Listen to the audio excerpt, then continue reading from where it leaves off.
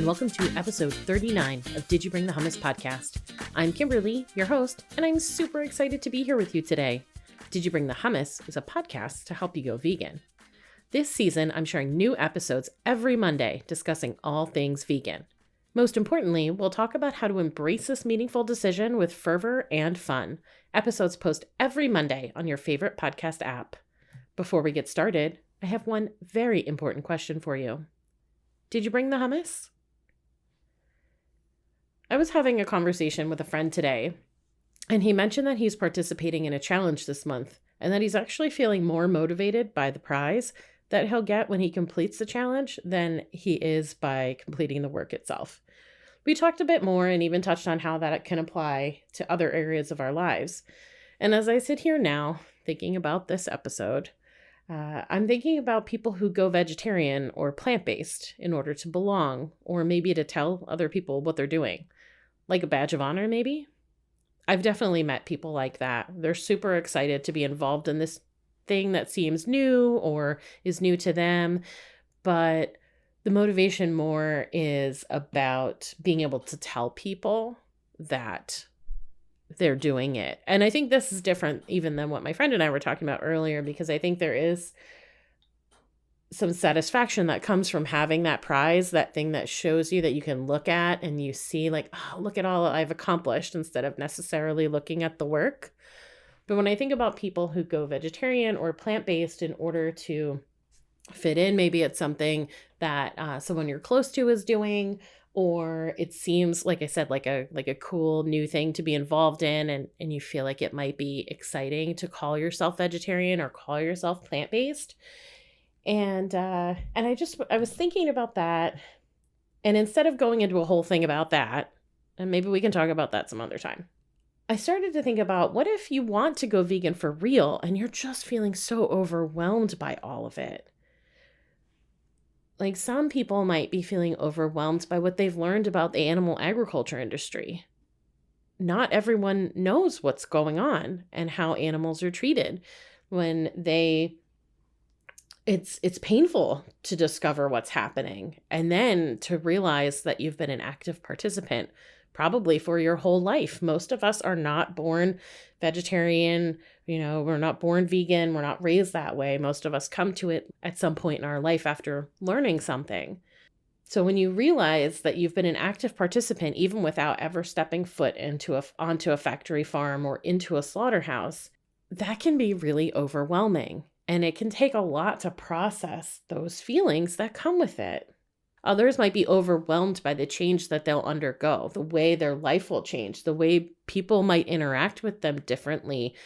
Even if you're more of a shy person and a quiet person, and now you are, for your job, or maybe part of your social life is going out to restaurants a lot.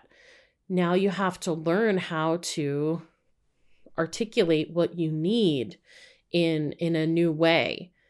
And that can be really overwhelming. Maybe you're thinking about all the food that you think you'll never be able to enjoy again. Or maybe you're like me, when I first went veg, I had no idea how to cook. And I didn't like vegetables. There's so much to learn. You might even be overwhelmed by the people around you, either their willingness to jump into this with you, or the complete opposite. Maybe you're surrounded by people who are like, okay, we'll see how long this lasts, or that's great for you, but no thanks for me, kind of thing. That can be overwhelming too. What if you're the main cook in the house and everyone else is like, good for you, not for me? And then you're expected to make different meals. How time consuming is that? It feels like there's a lot, right, that can come with making this change, or even thinking about making this change. I point out all of this overwhelm, not because I think that it really is a problem. I point out the overwhelm so you can know that you're not alone. Many of us, especially those who don't have that support system, or, we have other things like I said, maybe you're out a lot but you're actually pretty shy and you have a hard time really asking for what you need. That can feel like a barrier. But just know that this is how everyone feels when they do something new. And it's okay to feel like, oh my goodness, I have no idea where to start. I don't even know what questions to ask to get someone to help me. That is okay. That's why people like me are here. That's the whole reason for the podcast. That's the reason why I do what I do. And so many other people like me do what they do. Back in 2001, yeah, I had websites, a couple, but I mostly consulted cookbooks, that I was getting out of the library.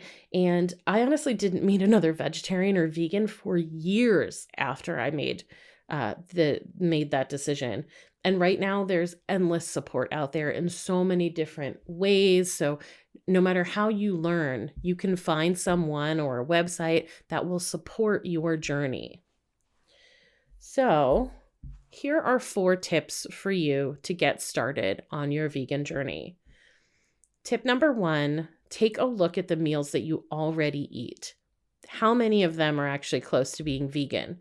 I think you will be surprised at what you eat every day, especially if you are a person who eats fruits and vegetables already. There's a good chance that you have meals that, with just a few simple tweaks, can be veganized so easily. A good example, an easy, quick example, is pasta with marinara sauce. I'm talking boxed pasta, jarred sauce. Simple. Most boxed pasta is made without eggs. Of course, always read the label. As you'll get used to that, checking the labels, and it'll be second nature for you. So take a few extra minutes and check the label. But most boxed pasta is made without eggs, and marinara traditionally does not have cheese or meat in it. I mean, still double check the label, because you'll find that sometimes you're looking at an ingredient list and you're like, okay, this seems good. And then there'll be whey in there, and it's like a dairy protein. And you're like, why is this in here? It can't possibly serve a purpose. So just keep an eye out. And, we'll talk about this in a future episode. There's tons of stuff in my blogs about looking out for hidden animal ingredients.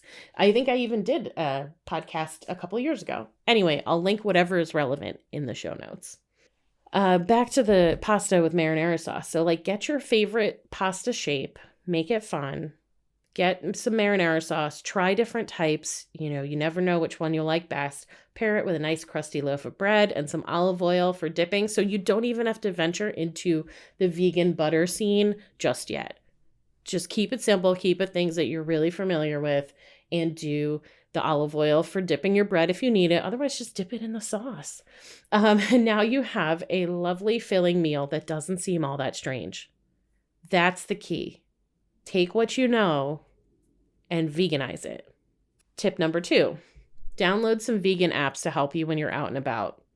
From Happy Cow and Vanilla Bean, that help you locate nearby restaurants, and Leaping Bunny, cruelty-free shopping guide, that helps you identify beauty products and household products that are within your parameters, so vegan and cruelty-free, and also identifies those that are not. A fun thing you might want to do is, after you're done listening to this podcast, just get up and look around your house. Look at the different products that you have. Check the labels. Do any of them say vegan and cruelty-free? Or do they just say one or the other? It's a really interesting little project that you can do to help you start to get familiar, not just with labels, but, are some of the products that you're already using in alignment? If so, that's amazing. You don't have to go any further. You don't have to find anything new. So I definitely encourage you to download those apps. I did a blog about the apps, so I'll put that in the show notes so you can go right there and download the apps to your phone. Start there. Tip number 3, find online or in-person vegan groups in your area. Even if no one else in your life understands the change you're making, the people in those groups do. The best part is that we vegans want there to be more vegans. So we want you to be successful and truly enjoy this way of life. I promise you, the only regret that you ever hear from a vegan is that they didn't do it sooner. And finally, tip number 4, progress, not perfection. This means that if you accidentally eat something that has animal products in it, you haven't failed as a vegan. If it was a matter of not fully reading a label, just make an effort to be more intentional around your label reading. Keep going. The other than human animals, humans, and the planet need you. This is so much bigger than ourselves. Trust that you've made a choice that aligns with who you are. If you need or want more guidance, you can reach out to me. We can schedule a free call to talk through how you're feeling, what you need, and how I can help. But ultimately, if you feel called to make this change, that is because it is truly in alignment with who you are, who you believe yourself to be, and how you want to live in the world. That is significant. That matters.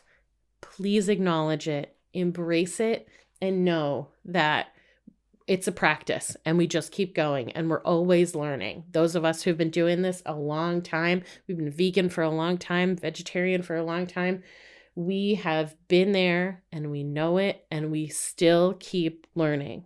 Don't be discouraged. You can do it.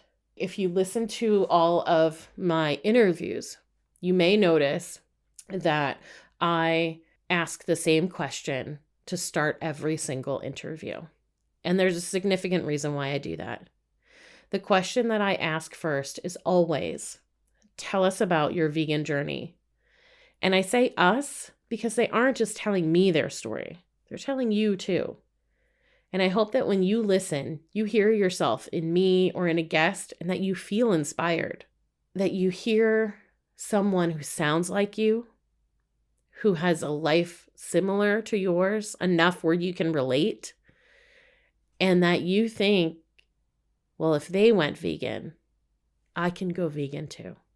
I mean, look, if this veggie hating, not knowing how to cook lady can do it for 20 plus years. By the way, I know how to cook now and I do love vegetables. But when I first started, that was not the case. And I had people in my life who, while they didn't give me my immediate family didn't like give me a hard time. They weren't like, this is stupid. Why are you doing this? But they definitely were like, Kimberly doesn't eat vegetables. We'll see how long this lasts. And so I know, I get it. And I believe in you. So keep going, keep fueling that inspiration, find it wherever you can, because it's everywhere. We need you. We need you. I hope you found this episode helpful and inspiring. You can find links to the blog I mentioned and a few others you might find helpful in the show notes. Please subscribe to the podcast so you never miss an episode. And if you're loving it, please give Did You Bring the Hummus a 5-star rating. It's an easy way to keep supporting the show. You're also invited to join my free private Facebook group for fans of the show. You can find the link in the show notes.